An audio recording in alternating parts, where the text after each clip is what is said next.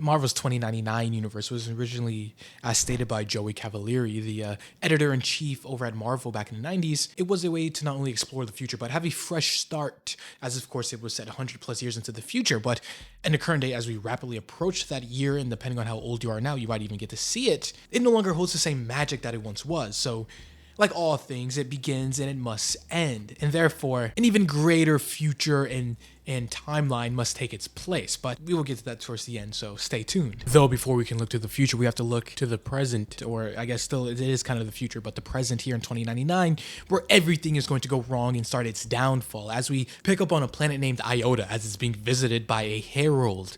And no, not just one of Galactus, though kind of sorta, and you'll see exactly what I'm saying in a second. But this planet is being visited by someone named Bloodwielder, a herald to the great void who devours both body and soul. Now, the reason why this is important, and it's not just another planet being devoured by another devourer, is because Iota here, the planet, this is the galaxy's top data processing hub. So it's not only going to affect this one ecosystem on this planet, but many different civilizations and planets throughout the galaxy. As this planet is doomed, there's like maybe a couple people in the known universe who can take on a threat that is dooming this planet, as it is Abyssus, the Devourer in Black, who comes and just wipes the planet. But not even just the planet itself, but the people, their very souls get devoured and eaten by this giant cosmic threat, which is actually a very powerful mix and kind of fusion between KNULL, yes, the same KNULL that, fights Celestials very casually and was there before the birth of the universe itself, and Galactus. So them fused together. Now you know why I said there's only a handful of people who even can match their sort of power in the known universe. But the fallout is just massive throughout many different planets throughout the galaxy. Planet Wakanda for one,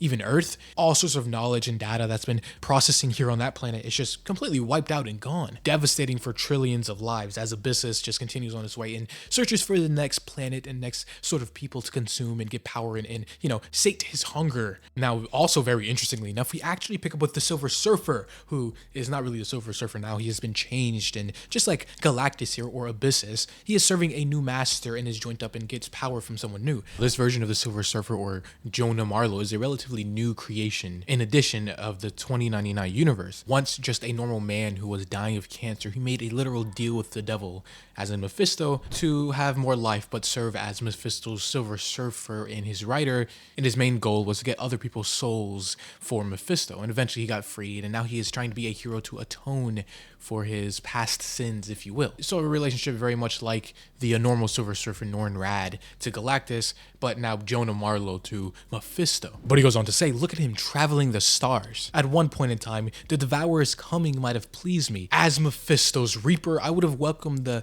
desolation or destruction that he brings, but no more. And even after destroying Iota, with the side effect of uprooting multiple star systems, he still hungers, specifically now going towards the Milky Way to continue his path of destruction and consumption. He must be stopped. Though Mephisto's Reaper here goes on to say that he has to admit he cannot stop the Devourer in Black alone. But even though this Devourer in Black has such great power now, as he is known to be called, it's very interesting because for Galactus and KNULL here together, we go on to see that it's not just a ventured partnership. No, it's kind of KNULL taking over Galactus, like a symbiotic relationship, like Venom, except Galactus's body is the host and KNULL is over him, controlling him, but it's kind of a joint effort. It's together essentially, but still against Galactus' will. He was tricked into making this deal and essentially combining their two lives, which even KNULL in all of his power can't stop the great hunger that consumes Galactus, because that is his own universal calling and universal, right to restore balance in the universe. If there is creation, there must be destruction. So Galactus and his great hunger,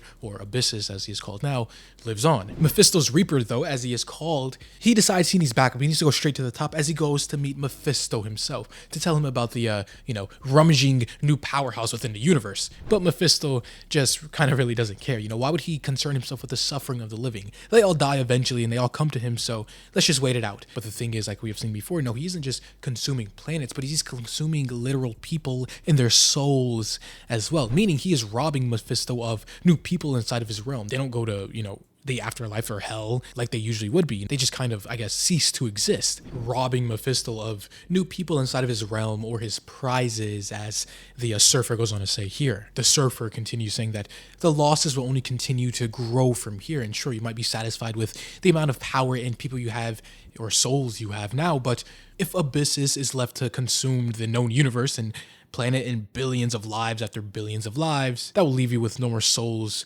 left to torment. So eventually Mephisto says, yes, you're right. Let us confront this devourer in black. Which, I mean, unless in the future Mephisto gets some sort of crazy power up or whatever, there's no way that in a direct confrontation he can take on normal Galactus, let alone Galactus mixed with the KNULL. So whatever he is planning has to be either through some other method than just direct attack or within some trickery, which is very on brand for, I don't know, the devil, as Mephisto is depicted to be. But even so, throughout the galaxy and different planets and star systems, chaos still just ensues from planetary systems, even starships being cut off and shut down because of Iota's downed, or I guess not even down, just destroyed servers that were serving the entire galaxy, which is kind of a bad pinpoint. You know, why would you have everything pinned in one location? Because if that ever goes down for whatever reason, everybody else is just kind of screwed. Though we do see the cycle continue, Abyssus showing up to another planet to consume them and do whatever. Of course, the people on this planet are saying this can't be true. We can't be doomed like this. Whatever prophecy they had on this planet promised them more life and prosperity, though with Abyssus here about to consume them, that doesn't really look the case until they are kind of saved by the devil himself, though maybe not saved is the right word because he kind of just sets their entire planet ablaze. I'm not sure if this is actually happening or if this is just like, you know, trickery or illusions to distill Abyssus from continuing to consume the planet. But Mephisto goes on to confront him, saying that you rob me of souls. Every time you open that sad maw of yours and steal what is mine. Of course, Abyssus' claim for both Galactus and KNULL that they have been existing and drank the stars long before Mephisto was even made. So they kind of have a superseding claim to the universe at large. Yet Mephisto still feels like he has been wronged, so this debt must be settled, and combat would surely lessen us both. Yeah, they could fight and destroy themselves or damage themselves in the process, so instead, Mephisto proposes that they use mortals in their place, essentially pitching the idea of a giant battle, a giant game, a wager. They both pick the best champions they can find, and then the champions battle it out instead of themselves. And yes, while Mephisto is just one devil anchored to one universe, his army shall be picked with just people from the 2099 current universe, whereas the fusion Abyssus here can pick from the entire multiverse if he truly wants to. Now, at first thought, even Galactus here makes the point that obviously you never want to take a deal with the devil. Whatever plan he has, he believes it's going to be in his favor regardless, so Galactus just wants to devour him and move on. Yet KNULL kind of wants the entertainment of indulging Mephisto in his little game here. So eventually they accept Mephisto's challenge, and this dead world, who I guess, yeah, the world they were on and Abyssus was about to consume,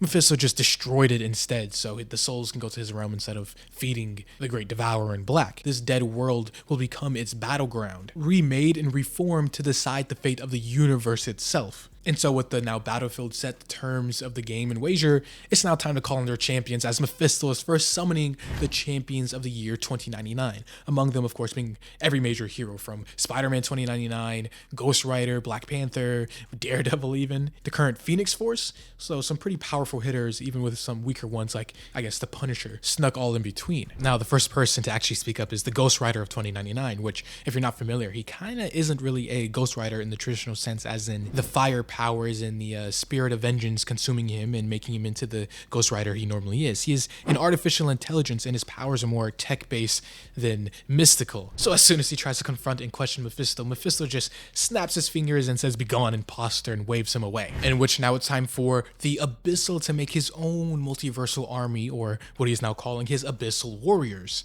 in which his team lineup is very interesting to say the least, because, you know, he has Captain America US Agent, the Dead Century Miles here, Scarlet Witch, and even Giganto, a very old and obscure Fantastic Four villain. So his little roster is, you know, one of the rosters of all time for sure. But Miguel O'Hara, Spider-Man 2099, is the first to speak up, saying, "Hold on, you just blink us across the galaxy and tell us to fight on what? The word of the literal devil? No way." But the Surfer goes on to make it clear that, yes, you kind of have to. Abyssus has granted us a moment away from the destruction. If we abstain from this contest and don't fight, all that we know, the universe, will be at an end, as Abyssal will eventually consume everything. But if we succeed and win here, Abyssal will instead consume the home worlds of every one of the warriors, his own warriors, as punishment. Of course, Spider-Man 29 is still confused even more, saying, "You guys just all agreed to this in the nanosecond you were summoned here? Like, heck, I met half of you. How can you all turn Armageddon into a game? In which you go to find out that obviously the Abyssus here isn't playing fair. He's literally controlling each and every one of his warriors with a piece of symbiote to essentially put them on leashes to force them to fight for him. And much like any other Spider-Man, they're just not going to take this impossible odd situation as the final say-so. Miguel continues to try and rally everybody up to fight against them, saying we could take both of them out and save all of our homes together. But Abyssal's warriors going to say, even if they are controlled, that there's no stopping what's already been started. But there is a way to minimize